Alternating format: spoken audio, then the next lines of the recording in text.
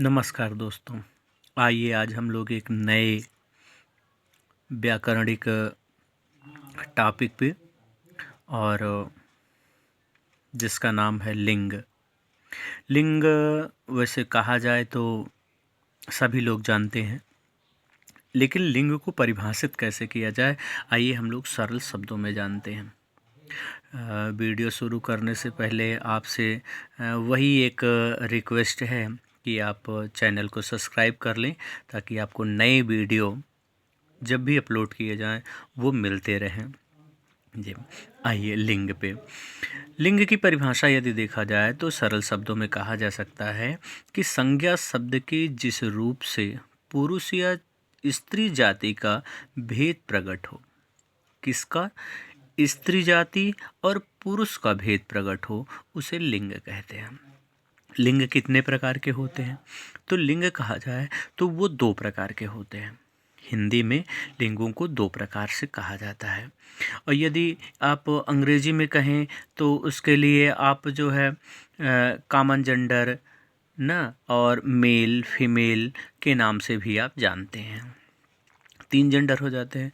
लेकिन हिंदी में यदि कहा जाए तो 2 ही आपके लिंग के प्रकार कहे गए हैं। तो पहला यदि कहा जाए तो पुल्लिंग और दूसरा स्त्रीलिंग। पुल्लिंग कहाँ होगा? पुरुष या नर जाति का बोध कराने वाले शब्द पुल्लिंग कहलाते हैं। पुरुष या नर जाति का बोध कराने वाले शब्दों को पुल्लिंग कहते हैं, जैसे बालक, पिता, चाचा, भाई, छाता, पत्थर, बढ़ई, नाई, दर्जी आदि। ये सभी क्या है? पुल्लिंग हैं और पुरुष जाति का बोध कराने वाले हैं।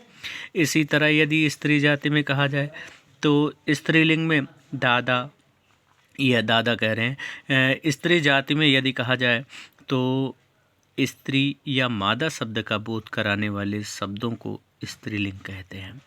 किनका? स्त्री या मादा जाति का बोध कराने वाले शब्दों को स्त्रीलिंग कहते हैं। कौन से? जैसे माता, चाची, मामी ना और सखी, लड़की आदि। लिंग के परिवर्तन के नियम क्या होते हैं आइए ये भी देख लिया जाए। जैसे अंतिम में आ या आ आए को बदल करके ई में बदल लिया जाए। जैसे सर्वाधिक रूप से यदि कहा जाता है चाचा, दूसरे को क्या कहा जाता है? चाची।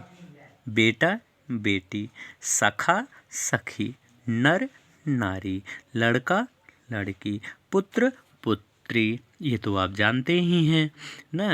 लेकिन चलिए अन्य में यदि कहा जाए, जहाँ आ को या आ अंतिम में आ को बड़ा आ में परिवर्तित कर दिया जाता है, और दूसरा अक को इका में बदल दिया जाता है। और दूसरा यदि कहा जाए तो आ के स्थान पे किनका प्रयोग किया जाता है? इया का प्रयोग किया जाता है। जैसे बेटा का बेटिया, चूहा का चूहिया ना। चलिए इन शब्दों के बाद अब अंतिम में यदि जैसे इन जोड़ दिया जाए तो मालिक का मलकिन न, सुनार का सुनारिन। तो इस प्रकार से मालिका न, तो आपको बताना है कि मालिका क्या कहा जाता है।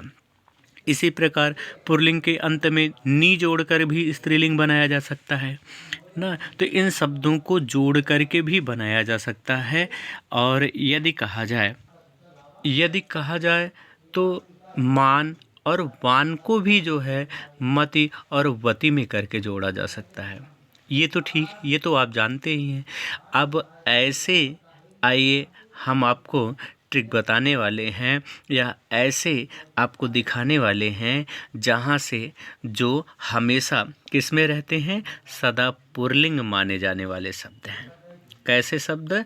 हमेशा पुल्लिंग माने जाने वाले शब्द। और इन शब्दों में यदि पहला कहा जाए तो धातुओं और रत्नों के नाम आते हैं जो हमेशा किस में रहते हैं?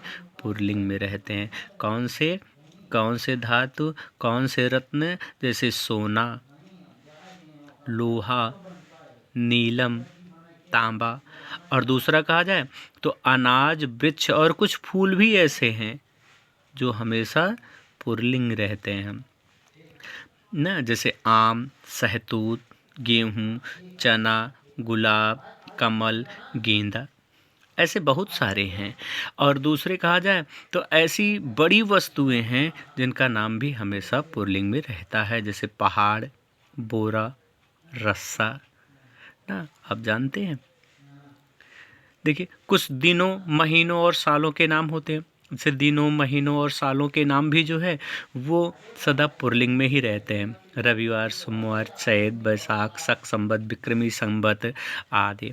ग्रहों के नाम भी पुल्लिंग में होते हैं ना, सूर्य, चंद्रमा, राहु, बृहस्पति, शुक्र, शनि। और देशों के नाम भारत, नेपाल, चीन, रूस, ये भी देशों के नाम भी रहते हैं। और इनके बाद यदि कहा जाए तो प्रदेशों के नाम, देश के बाद प्रदेश के नाम, और प्रदेशों के नाम के बाद पर्वतों तथा समुद्रों के नाम भी जो है वो इसमें आते हैं। चलिए, ये तो बात हुई किसकी, आप स्क्रीनशॉट लेना चाहें तो ले लें। इसके बाद किसकी आती है, ये तो सदा पुल्लिंग में रहने वाले हैं। इनके बाद यदि कहा जाए तो हमेशा ऐसे शब्द भी हैं जो स्त्रीलिंग में आते हैं। वो कौन से शब्द हैं, आइए देखा जाए। जैसे पुस्तकों के नाम, नदियों के नाम, भाषा के नाम, छोटी वस्तुओं के नाम। अब आप उसमें देखे थे बड़ी वस्तु का नाम, तो बड़ी वस्तु के नाम में क्या देखे थे, रस्सा। छोटी वस्तु के नाम में क्या हो गई, रस्सी। वहाँ आप देखे थे बोरा, यहाँ क्या हो गई, छोटी वस्तु में बोरी। वहाँ आप देखे थे क्या, कटोरा, यहाँ क्या हो गई, कटोरी ना। ऐसे कई शब्द हैं जिनको आप स्त्रीलिंग में हमेशा प्रयोग करते हैं। दूसरे में कहा जाए भाषा के नाम, हिंदी, उर्दू, मराठी, तमिल, तेलुगु ना, इनका भी समूहवाचक शब्द भी है, जैसे सेना, टोली, सभा, भीड़ ना। इनका भी नाम जो है वो सदा स्त्रीलिंग में ही माने जाते हैं। समूहवाचक में कहा जाए तो समूह के बाद तिथियों का, यहाँ आपने किसका नाम देखा था, ग्रहों का नाम। यहाँ आपने देखा था दिनों का नाम, महीनों का नाम। और यहाँ किसका नाम है, तिथियों का नाम, प्रथमा, षष्ठी, सप्तमी। ऐसे फिर लिपियों का नाम, देवनागरी लिपि, रोमन लिपि ना, गुरुमुखी लिपि। इनके बाद यदि कहा जाए तो झीलों के नाम भी आते हैं। झीलों के नाम में कौन, जैसे डल झील, बूलर झील ना। तो इन सभी, ये आप स्क्रीनशॉट एक बार ले सकते हैं। ये कौन से हैं, सदा स्त्रीलिंग में रहने वाले शब्द। तो स्त्रीलिंग में रहने वाले शब्दों की श्रेणी में यदि कहा जाए तो ये इतने आ जाते हैं। और यदि पुल्लिंग में कहा जाए तो ये आपके आ जाते हैं। चलिए, अब आपको, आपके लिए एक प्रश्न हम देते हैं, या एक प्रश्न आपके लिए छोड़ते हैं कि आप बताइए कि इमली क्या है। इमली क्या है, वो स्त्रीलिंग है या पुल्लिंग है, स्त्रीलिंग है या पुल्लिंग है। और दूसरा कहा जाए तो भारत स्त्रीलिंग है या पुल्लिंग है। ये